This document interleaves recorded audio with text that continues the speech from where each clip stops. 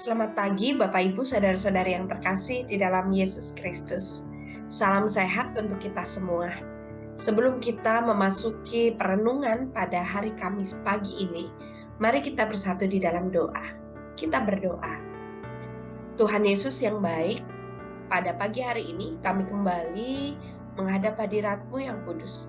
Kami hendak merenungkan bersama kebenaran firman Tuhan yang akan menjadi bekal di dalam perjalanan kehidupan kami.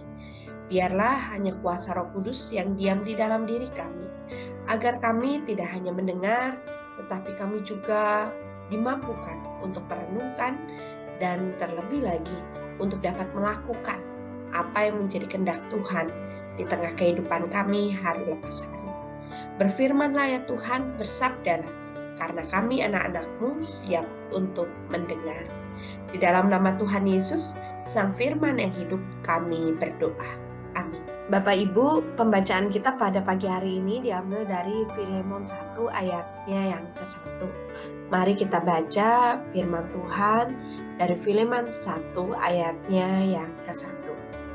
Dari Paulus, seorang hukuman karena Kristus Yesus, dan dari Timotius, saudara kita, kepada Filemon yang kekasih, teman sekerja kami.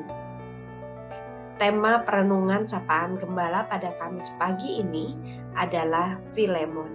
Saya dan Bapak Ibu akan semakin mengenal Filemon di dalam perjalanan kehidupannya. Nah, Bapak Ibu sering terbersit dalam hati mengapa tokoh yang bernama Filemon ini menjadi sangat istimewa, sehingga dia mendapat surat pribadi dari Rasul Paulus. Kita bisa membaca dari Filemon 1 ayat 1-25. Nama Filemon berarti kasih sayang atau persaudaraan. Filemon adalah seorang kaya di Kolose yang bertobat melalui pelayanan Rasul Paulus di Efesus. Dan keluarga Filemon terdiri atas Apfia, istri Filemon, dan Arkhipus, anaknya. Sebagai seorang kaya pada zaman itu, Filemon juga mempunyai hamba yang bernama Onesimus. Filemon yang kemudian adalah anak rohani Rasul Paulus juga menjadi rekan sekerja dalam pelayanan Paulus. Setelah kembali di Kolose, rumah Filemon menjadi tempat bersekutu jemaat Kolose. Surat singkat Paulus kepada Filemon menjadi istimewa, Bapak Ibu, karena melaluinya kita mengenal pribadi Filemon yang kasihnya kepada seorang kudus dan imannya kepada Tuhan Yesus terdengar sampai kepada Paulus yang saat itu berada dalam penjara di Roma. Melalui surat kepada Filemon, kita juga berkenalan dengan Onesimus yang sebelumnya adalah hamba di rumah Filemon. Onesimus yang telah berbuat kesalahan yang merugikan tuannya, kemudian melarikan diri ke Roma. Dalam pelariannya, Onesimus bertemu Paulus, sekaligus bertemu Tuhan yang mengubah kehidupannya. Nah, Bapak Ibu, Paulus memohon kepada Filemon untuk menerima kembali Onesimus yang baru, bukan lagi sebagai hamba, tetapi sebagai saudara yang kekasih di dalam Tuhan Yesus. Dan bagi Filemon, hal itu tentunya tidak mudah mengingat struktur sosial masyarakat Yunani pada saat itu. Roma yang masih kental dengan pemisahan antara tuan dan hamba, belum lagi kesalahan yang dilakukan Onesimus, namun anugerah Allah memampukan Filemon tidak hanya menerima Onesimus, tetapi juga mendemonstrasikan kasih dan imannya kepada orang lain di Kolose. Nah, Bapak Ibu, pelajaran yang dapat kita tarik dari surat Filemon ini, pertama, surat istimewa ini dapat menjadi gambaran yang jelas dan bahkan membumi mengenai anugerah keselamatan melalui kematian dan kebangkitan Kristus yang dapat bekerja di dalam diri seseorang yang menerima anugerah keselamatan tersebut untuk memulihkan hubungan dan persekutuannya dengan Allah. Kita bisa melihatnya itu dari Efesus 2 ayat 4-6. Lalu yang kedua, anugerah pengampunan dan kuasa Kristus mampu menolong kita meruntuhkan tembok pembatas yang menghalangi persekutuan kita dengan sesama, untuk menjadikan kita satu keluarga besar, yaitu keluarga Allah. Nah, menyadari adanya sekat-sekat dalam jemaat di Kolose, Rasul Paulus mengingatkan bahwa dalam hal ini tiada lagi orang Yunani ataupun orang Yahudi, orang bersunat ataupun orang yang tak bersunat, orang barbar atau orang Skit, budak atau orang merdeka, tetapi Kristus adalah semua dan di dalam segala sesuatu.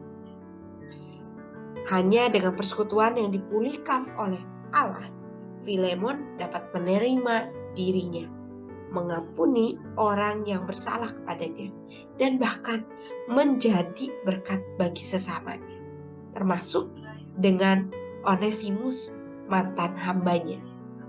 Bapak Ibu, pertanyaannya untuk kita saat ini adalah, bagaimanakah persekutuan kita dengan Allah? Apakah dibangun di atas dasar yang benar dan yang kukuh? Apakah dipelihara terus-menerus sehingga semakin akrab dan bahkan menghasilkan buah dalam persekutuan dengan orang lain? Selanjutnya, adakah pembatas suku, golongan, status, pendidikan, atau pembatas lainnya di antara kita? Beranikah kita membuka hati, membuka pikiran kita untuk menerima orang-orang yang pernah menyakiti kita? Kalau Filemon bisa mengampuni Onesimus, kita juga pasti bisa melakukannya. Allah telah mengampuni dan menerima kita menjadi anak-anaknya. Ia juga memanggil kita untuk menerima dengan kasih antara satu dengan yang lainnya di dalam Kristus. Roh Kudus akan memampukan kita untuk taat pada panggilan Allah itu. Oleh karena itu, Bapak Ibu, marilah kita mau belajar dari Filemon yang berani membuka hati untuk dapat mengampuni orang-orang yang bersalah kepada kita, dan bahkan menjadikan mereka sebagai saudara persekutuan di dalam Allah. Tuhan Yesus memberkati kita. Mari Bapak Ibu, kita bersatu di dalam doa. Kita berdoa. Tuhan Yesus yang baik, terima kasih untuk kebenaran firman Tuhan yang boleh kami dengar pada pagi hari ini. Kami belajar dari Filemon, bagaimana kasih anugerah Allah yang mengampuni, yang menyelamatkan dirinya, boleh memampukan Filemon untuk dapat mengampuni orang yang telah menyakitinya. Tuhan, ajar kami, bentuk kami, seperti apa yang boleh kami rasakan ketika kami menerima pengampunan dari Tuhan. Ajar kami untuk melakukan hal yang sama, berani untuk dapat mengampuni sesama kami. Dan biarlah kami juga boleh melihat, boleh memandang saudara-saudara di sekitar kami adalah persekutuan Allah yang harus kami kasihi dengan kasih Tuhan.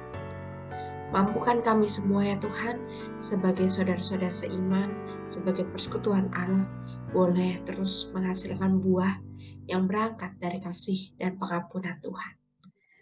Terima kasih ya Tuhan, dan pada hari ini kami mau mengisi hari yang Tuhan percayakan dalam pimpinan dan penyertaan Tuhan, terlebih dengan kasih Tuhan yang terus selalu memperbaharui hidup kami.